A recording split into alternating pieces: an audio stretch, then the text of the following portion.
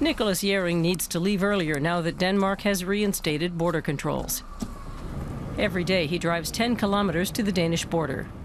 Jering's commute to his workplace in Denmark now takes longer. Wir sind eine spezielle Grenzregion, wo This is a special border region. The city of Flensburg is comprised of some 30% Danish residents. We've always worked well together, and suddenly we've got border checks. They're hard for people living and working in this area and should be abolished again quickly. Again, Jering's car is checked on his way to work. Come on. The border official doesn't want to be filmed. After a quick check, Jering is free to go.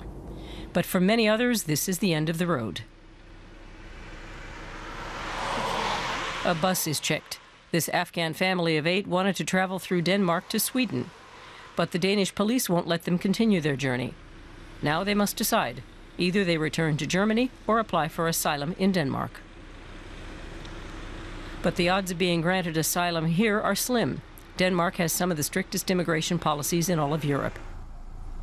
And now passport checks have been introduced to stem the flow.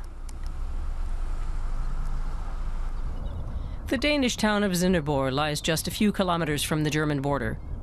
700 Syrian refugees live here in a former army barracks.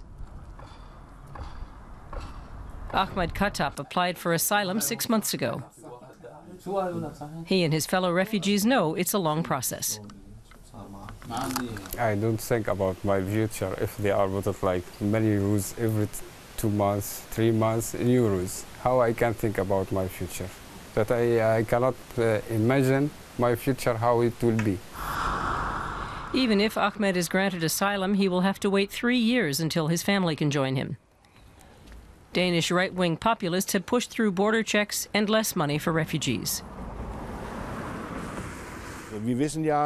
We know that there are 300,000 refugees on the German border who haven't applied for asylum.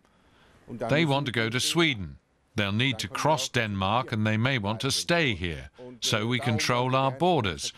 We can't take everyone in. Sønderborg's mayor disagrees. He says his town has benefited culturally and economically from the open border. The Social Democrat sees border controls as a threat to his country. Denmark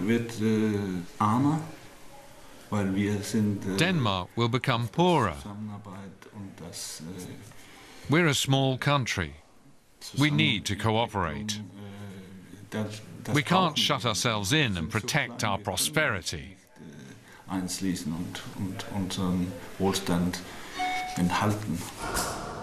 Many see a connection between the fate of the refugees and the future of Europe, which is why Nicholas Jering supports refugees in Flensburg.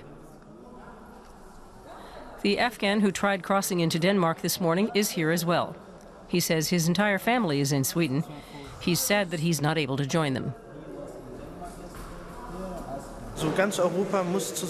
Europe has to work together.